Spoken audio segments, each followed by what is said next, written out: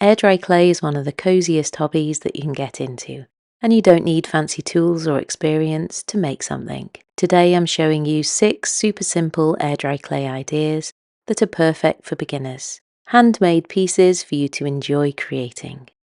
Whether you're here to relax, try something new, or just want a little creative moment, you're in the right place. At Valentine's and then Christmas, I made some cute dove ornaments. Everyone really loved them, so I wanted to create something new with this design.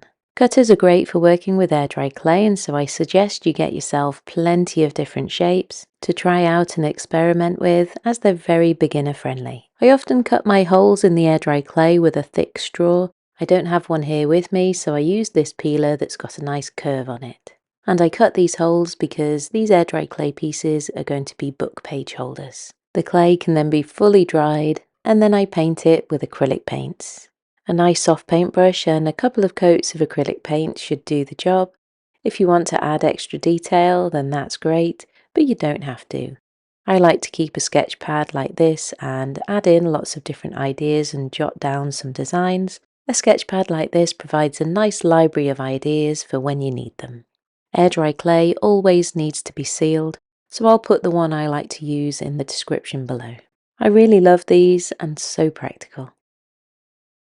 Still keeping the air dry clay really simple, I have a lovely rounded block of air dry clay here. I've smoothed it with my fingers, and here I have some pebbles. And the different shapes indent the clay beautifully. I can then take my thumb and smooth everything else out, making the wells deeper if we want to. This is going to be a paint palette, or it can be absolutely anything you want it to be. That's the beauty of air dry clay. Make practical pieces that you want to use. As the clay was fairly thick, I left this for about a week to dry fully, turning over after a few days.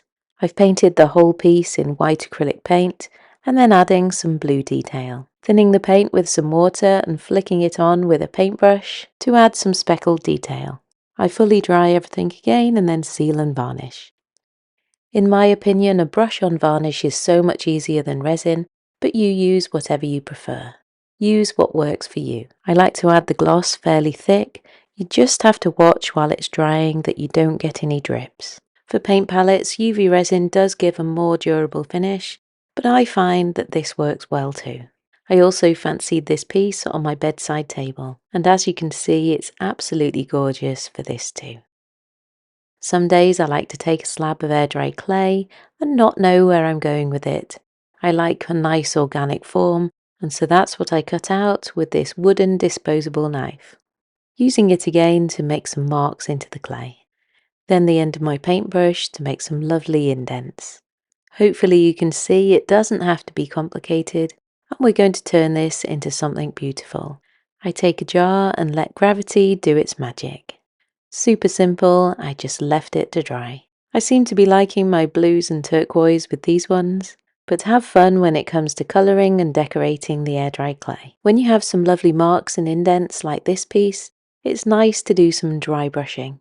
This is where we might take a contrasting colour, dab it into some paint, take most of that paint off and dry brush it over the detail to really bring out the texture.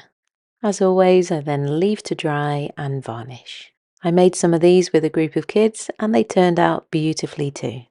Simple and easy to create. Once you've made a few pieces with air dry clay, don't be afraid to go that bit bigger. Here I have one block of air dry clay rolled out to about 8 to 10 millimeters in thickness. I've made sure that I have a smooth surface underneath and one that I can move away from where I'm working, in case I need to use this space for something else. Keeping my fingers together like a paddle, I lifted the clay and bent it, as you can see here. I have a damp sponge that just helps me smooth everything out. I mentioned earlier I like to keep a sketch pad of a library of ideas, and so I'm going to use this on this piece. I left this one to dry almost fully while sitting on that flat surface, and only when I was confident it wouldn't warp, I turned it over to dry the underside, then painted a full coat of white acrylic paint, but paint whatever colour you wish. Some people use gesso. I made a full video on why I don't use gesso, so if you want to see that, do take a look. But let's not miss the most fun part here, adding all those details. For a design like this, my acrylic paint markers definitely worked so well. The links of what I use are in the description below, so definitely have a go at making something a little bigger. For my even larger air dry clay dish, I used 5 kilograms of air dry clay. Have fun with the process and see where it takes you. Making paper or card templates is definitely worthwhile when using air dry clay if you need a specific design or size, and they're also great for making duplicate pieces. This piece is going to be a simple napkin holder. You really don't need anything fancy. Here I have a table knife, a blunt one, and it works really well to cut the clay. I just keep tools like this separate and dedicate them to my clay. Any leftover clay, knead it back together and pop it back in the packet and airtight it if you can. There are so many things around our home that I'm sure we can find to allow the clay to drape over and bend. Here I have a cardboard box which is just covered in some plastic, and I'm going to use this to bend my clay. It's fairly thick, so I need to encourage the clay down, and as you press around a bend like this, yes, you might see some cracks appear. Take your thumb or a sponge and just smooth these out. That's really quite normal. The holder would be fine as it is, but I'm going to add some little feet. So I've cut out some sections of clay.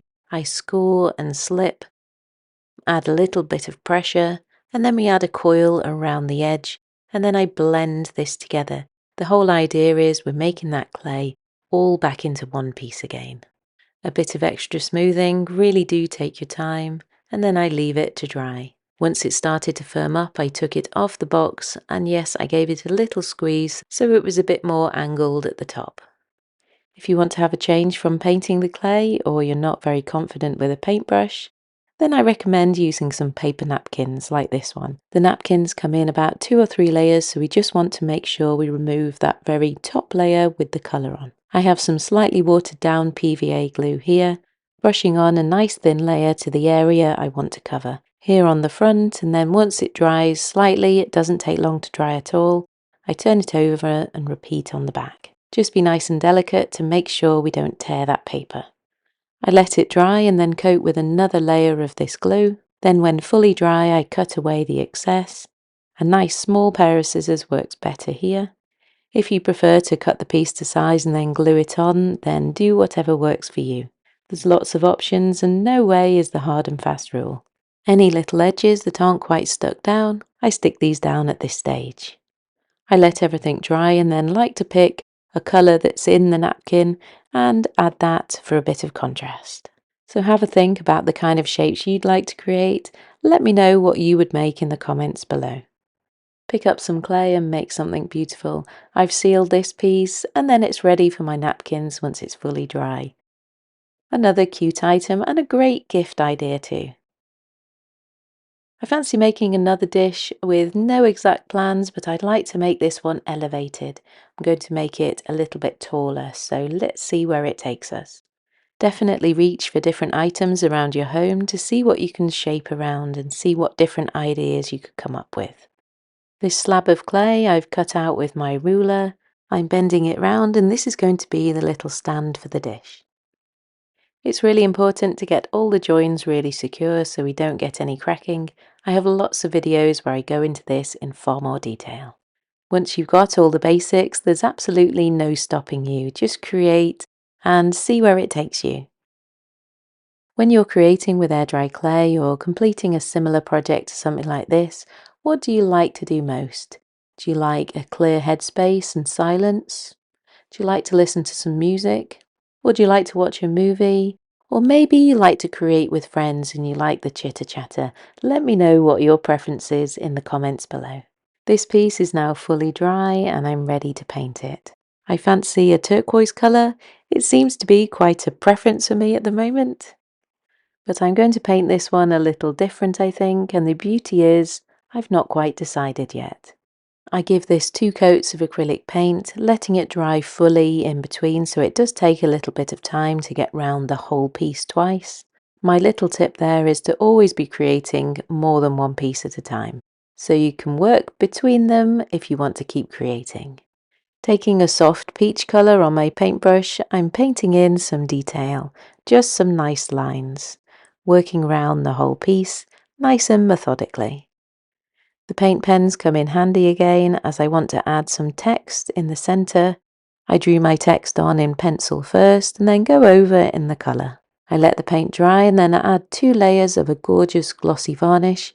Again, I'll put all links to the products below.